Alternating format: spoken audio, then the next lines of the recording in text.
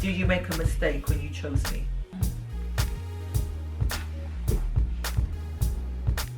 You must have made a mistake.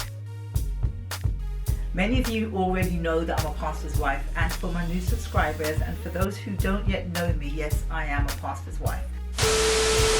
How are you doing? How was your week? Welcome to Motivational Mondays. Motivational Mondays.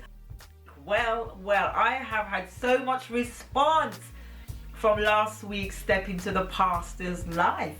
I'm so glad that it encouraged you. Honestly, I didn't think it was going to bring out so many emotions for me, but it really did.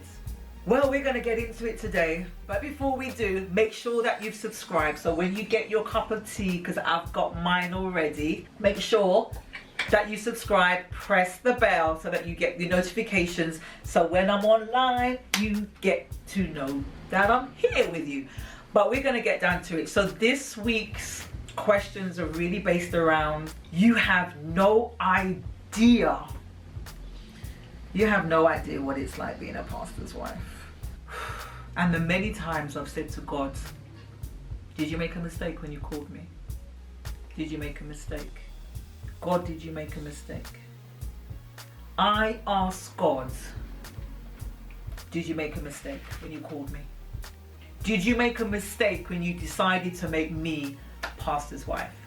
I remember finding myself in many times saying, God, I'm not sure that you made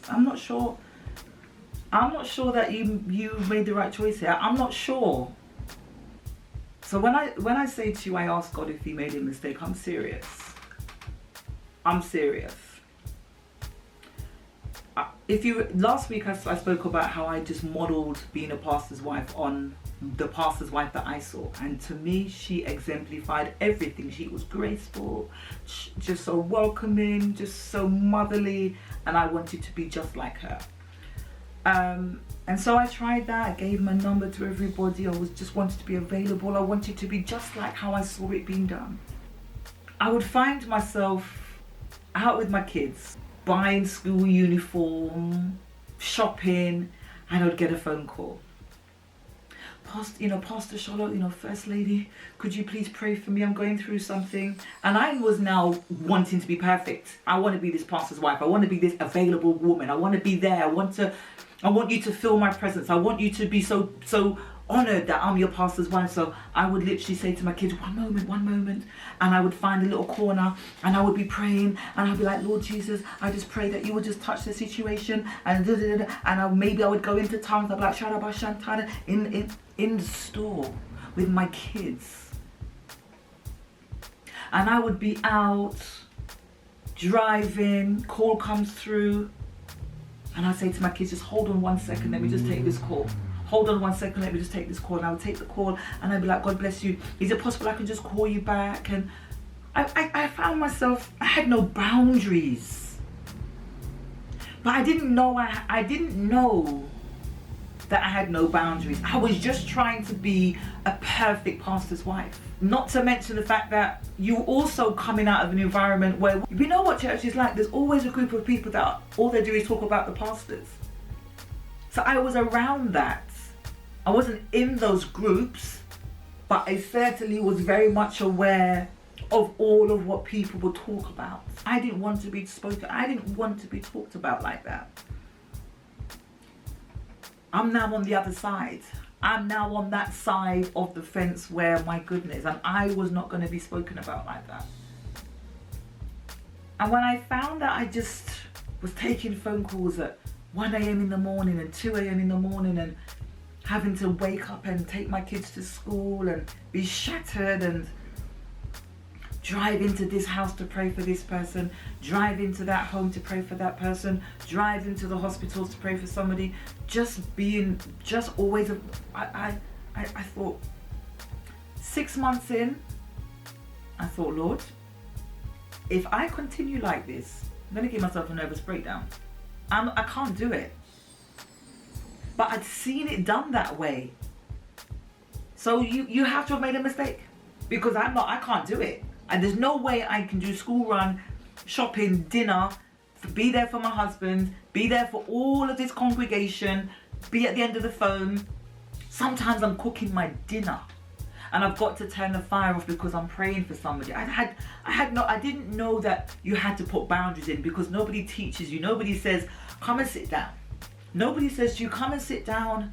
Now that you're a pastor's wife, let me give you the 101. Nobody gives you a book and says, read this manual and it will help you. No one says to you, here's the dummy's guide to being a pastor's wife. Follow this and you'll have no problems. Nobody does that.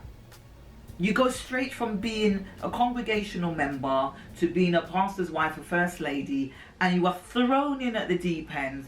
Whoa. And here I am again. You have to have made a mistake, Lord, because I can't do this.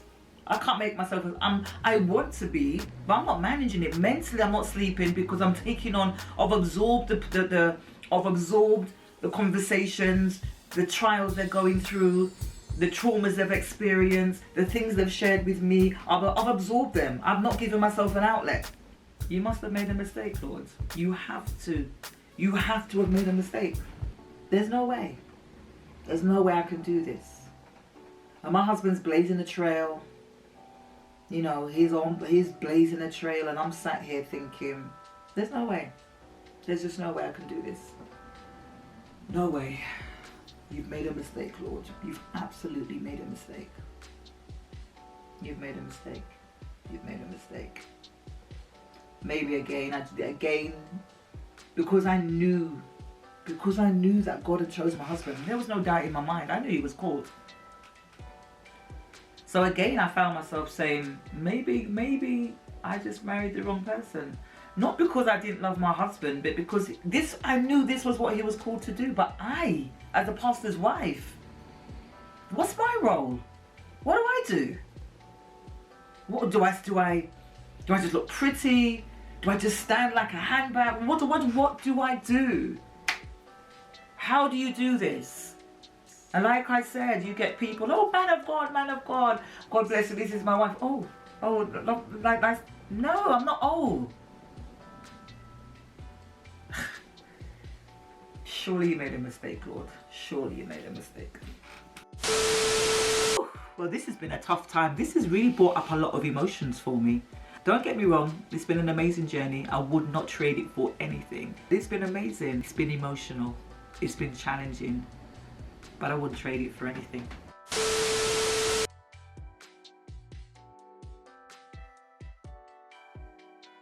But our topic for next week is, we're talking about insecurities.